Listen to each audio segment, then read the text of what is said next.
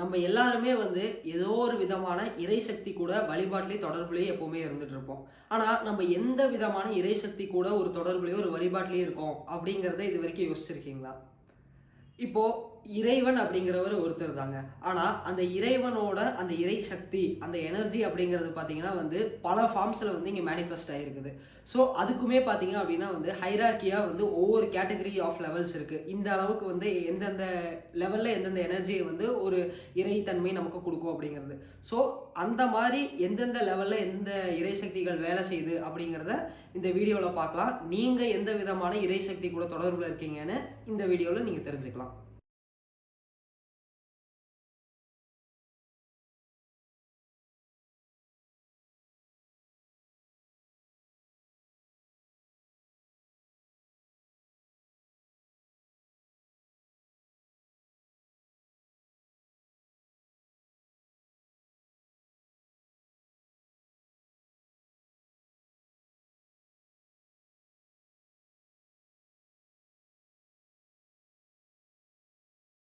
முதல்ல ஆரம்ப நிலையில இருந்து செயல்படக்கூடிய இறை சக்தி எதா இருக்கும் அப்படின்னு பார்த்தீங்கன்னா, நம்ம பார்க்குற இந்த சிறு குறு தெய்வங்கள் தாங்க.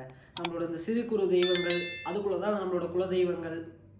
முக்கியமா இந்த பலி குடுத்து வழிபாடு செய்யக்கூடிய தெய்வங்கள் எல்லாமே பார்த்தீங்கன்னா, சிறு குறு தெய்வங்கள் கேட்டகரியில வந்துரும். இதுதான் பார்த்தீங்கன்னா முதல் நிலையில வரும். அதே மாரி இந்த இந்த இதெல்லாம் சொல்லுவாங்க இல்லைங்களா? அந்த குட்டி சாத்தான்கள் அப்படின்னு சொல்றதாகட்டும், இல்லன்னா இந்த மோகினிகள், இந்த மாரி விஷயங்கள் எல்லாமே எதுக்கெல்லாம் நம்ம பலி குடுத்து ஒரு செயலை செய்ய வைக்கிறோமோ, அதெல்லாம் முதல் நிலையில வரக்கூடியதா இருக்கும். அதனால தான் வள்ளலார் என்ன சொல்லுவாரு அப்படின்னா சிறு குறு தெய்வ வழிபாடுகளை தவிர்த்துட்டு உயர்ந்த நிலையில இருக்கக்கூடிய தெய்வங்களை வழிபட வேண்டும் அப்படின்னு சொல்லுவாரு. உயர்ந்த நிலையில இருக்க தெய்வம் எது அப்படிங்கிறது இந்த வீடியோ முடியும் போது நான் உங்களுக்கு தெளிவா உங்களுக்கு சொல்றேன்.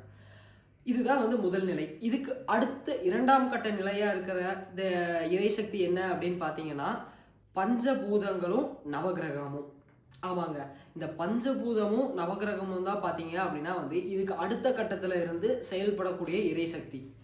நம்ம சொல்ற இந்த நீர், நிலம், நெருப்பு, காற்று, ஆகாயம்னு சொல்லப்படக்கூடிய இந்த பஞ்சபூதங்களும், இந்த சந்திரன், சூரியன், புதன், செவ்வாய், வியாழன், சுக்கிரன், சனி, ராகு, கேதுன்னு சொல்லப்படக்கூடிய நவகோள்களும் தான் 2ஆம் நிலை இறைசக்தி உள்ள விஷயங்கள்.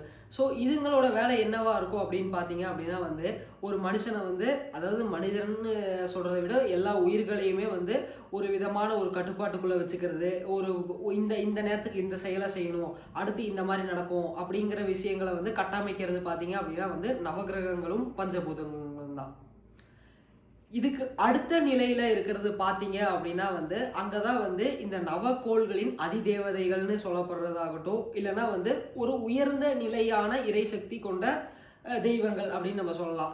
ஒரு எக்ஸாம்பிளுக்கு சொல்லணும் அப்படின்னா நம்மளோட இந்த சக்தி ரூபங்கள்லாம் சொல்லுவோம் இல்லைங்களா? வாராகி, இந்த லக்ஷ்மி, அப்புறமா இந்திரன், குபேரன், இந்த மாதிரி தேவதைகள், தெய்வங்கள், இந்த மாதிரி யக்ஷரர்கள், இந்த மாதிரி விஷயங்கள் எல்லாமே எங்க வரும் அப்படின்னு பார்த்தீங்கன்னா 3வது நிலை தெய்வங்கள்ல வரும். இப்போ இந்த முதல் 3 நிலைகளுமே பார்த்தீங்க அப்படின்னா இதுங்களுக்கு ஏதாவது ஒரு விஷயம் நீங்க கொடுத்தீங்கன்னா மட்டும்தான் உங்களுக்கு அங்கிருந்து உங்களுக்கு தேவைப்படுற விஷயம் உங்களுக்கு ரிட்டர்னா கிடைக்கும்.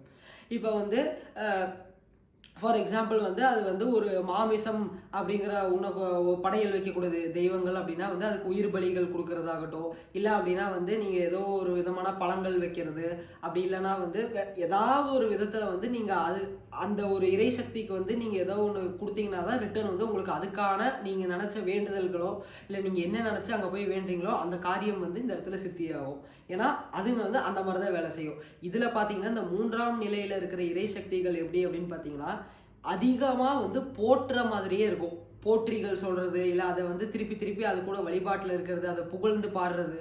ஏன்னா இந்த மாதிரி தான் கேட்டகரைஸ் பண்ணியிருப்பாங்க. ஏன் அப்படின்னு பார்த்தீங்கன்னா அந்த இறை சக்திகளுக்கு அந்த மாதிரி ஒரு நிலையில நம்ம வழிபாடுகள் செய்யும் போது மட்டும்தான் அதுங்களுக்கான சக்தி அப்படிங்கிறது அதிகமாக ஏற ஆரம்பிக்கும். இது ஒரு சூட்சமமான ஒரு ரகசிய முறை. அதனால இதுக்குள்ள நம்ம ரொம்ப விரிவாக போகலை இந்த இடத்துல. அதுக்கான அனுமதி இல்லாதனால.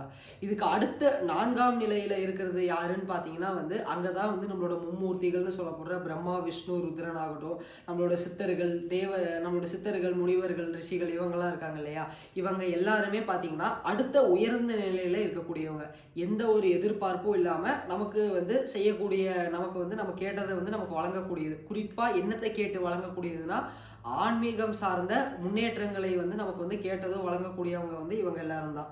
ஸோ இவங்க எல்லாருமே பார்த்தீங்க அப்படின்னா வந்து இந்த 4ஆம் நிலை அப்படின்னு சொல்லக்கூடிய இந்த 4th கேட்டகரியில வந்து இவங்க எல்லாருமே வருவாங்க.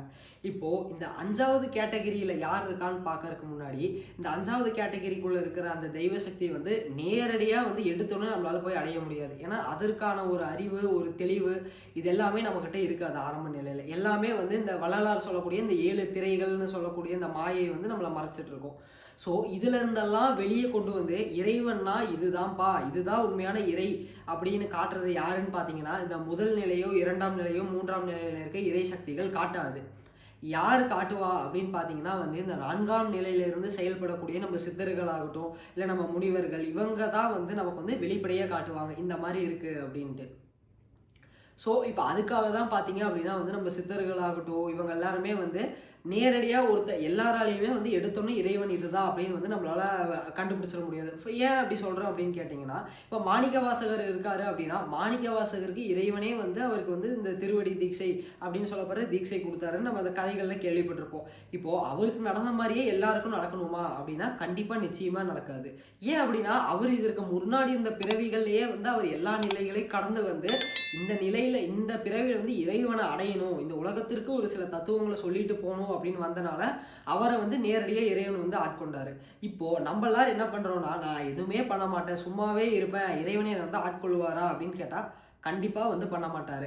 இப்போ அதுக்கான நம்ம ஒரு படி முன்னாடி எடுத்து வச்சாதான் வந்து இறைவன் வந்து நம்மளை நோக்கி வந்து ஒரு சில படிகளை வந்து எடுத்து வைப்பார். அது வரைக்கும் வந்து நீங்க எதுவுமே பண்ணாம இருப்பேன் அப்படின்னா ஒண்ணுமே வந்து இந்த இடத்துல வந்து நிகழாது.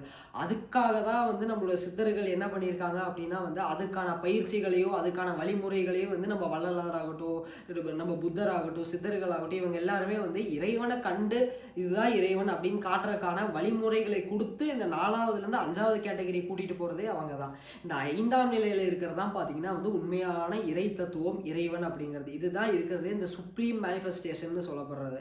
இதுதான் வந்து நம்ம வள்ளலார் வந்து அருட்பெரும் ஜோதி அப்படின்னு சொல்றாரு, சிவம் அப்படின்னு சொல்றாங்க, சுத்த சிவம். இந்த ஏக இறைவன் பரம்பொருள் எல்லா பேர்கள்லையும் அழைக்கப்படக்கூடியது வந்து இந்த இருக்கிறதுலே உயர்ந்த நிலையில இருக்கிற இறை சக்தி தான்.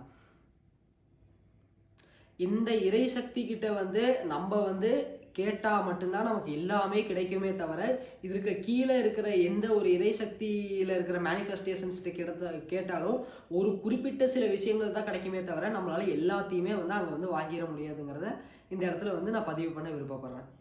சரிப்பா இவ்வளோ சொல்ற, ஆனா எல்லாருமே என்ன சொல்றாங்க, இறைவனை அடையணும், இறைவனை பிடிச்சிட்டா போதும் எல்லாமே மாறிடுங்கிறாங்க. அப்ப அந்த இறைவனை போய் அடையறதுக்கான வழி என்ன அப்படின்னு கேட்டிங்கன்னா அதற்கு ஒரே ஒரு வழிதாங்க இருக்குது. அது என்னன்னு பார்த்தீங்கன்னா நம்ம முருகன் வந்து அருணகிரிநாதர் கொடுத்தாரு இல்லைங்களா ஒரு உபதேசம், அற்புதமான ஒரு உபதேசம், சும்மா இரு சொல்லற அப்படின்னு. அந்த ஒரு உபதேசம் தான் நம்மளை இறைவன் கிட்ட கொண்டு போய் சேர்க்கும். சரி சும்மா இரு அப்படின்னா வந்து என்னது வாய் பேசாம அமைதியா உட்கார்றதா இல்லைன்னா வந்து எண்ணங்களை மட்டும் இல்லாம இருக்கிறதா அப்படின்னு கேட்டிங்கன்னா கிடையாது. அந்த சும்மா இரு சொல்லறனா நம்ம உடம்புல இருக்க 96 தத்துவமுமே வந்து அடங்கி சும்மா இருக்கணும், எதுவுமே பேசாம. அதை பேசாம அப்படின்னா வந்து வெறும் வாயில பேசுறது மட்டும் பேசுறது இல்லை. இப்ப நமக்கு வயிறு அப்படிங்கிறது ஒண்ணு இருக்குன்னு வச்சுக்கோங்களேன். இந்த வயிறு வந்து எப்படி பேசுதுன்னு நம்ம தெரிஞ்சுக்கலாம். அது வந்து பசிக்குது இல்லை வந்து நம்ம சாப்பிட்ட உணவு செரிக்கல அப்படின்னா அது ஒரு விதமான ரியாக்ஷன்ஸ் கொடுப்போம். அப்ப அதுக்கு பேர் என்ன சொல்லலாம் அப்படின்னு பாத்தீங்கன்னா இப்போ வந்து வயிறு பேசுது அப்படிங்கிறது அர்த்தம். வயிறு வந்து சில விஷயங்கள் சொல்ல வருதுன்னு. இப்போ நமக்கு திடீர்னு வந்து நமக்கு கண்ணு வந்து நம்ம கிட்ட எப்படி பேசுவோம் அப்படின்னா வந்து அது வந்து நம்மளால வந்து அது வந்து நம்ம கிட்ட பேச முடியாது. ஸோ அது என்ன பண்ணா அது சில செய்கைகள் வந்து நம்ம கொடுக்கும். இப்போ கண் எரிச்சல் ஆகட்டும் இல்லை கண்ணுல இருந்து தண்ணி வருது, இப்போ அந்த மாதிரி நம்ம தெரிஞ்சுக்கலாம் ஓகே கண்ணில் ஏதோ பிரச்சனை இருக்குன்னு.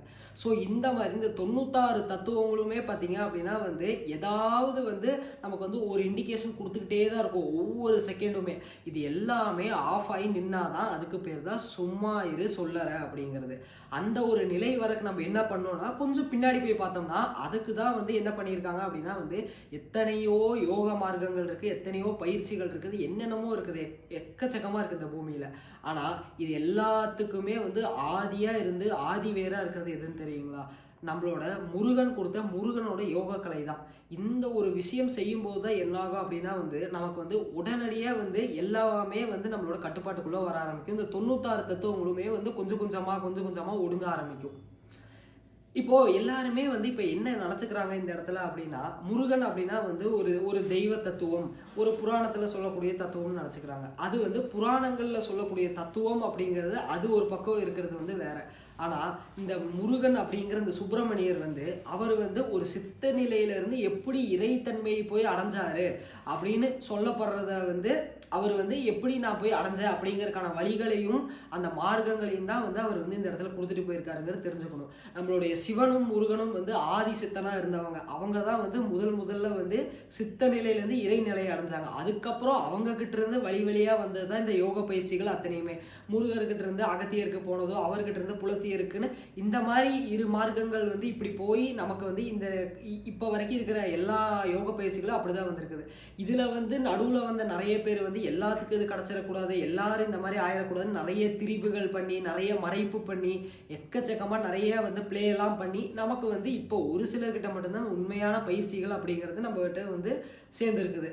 அதனால வந்து இப்போ இறைவனை நான் வந்து பிடிக்கணும் அப்படின்னா வந்து இறைவனை பிடிக்கணும்னு இருக்காம அதற்கான பயிற்சிகளை நம்ம சரியா செய்ய ஆரம்பிச்சோம். அதுவும் இந்த ஒரே பயிற்சி முருகனை கொடுத்த இந்த யோக கலையை நம்ம சரியா செய்ய ஆரம்பிச்சோம் அப்படின்னா நம்மளால வந்து நேரா இறைவன் கூட தொடர்புல இருக்க முடியும் அப்படிங்கிறது வந்து 100% சத்தியமான உண்மை இந்த இடத்துல.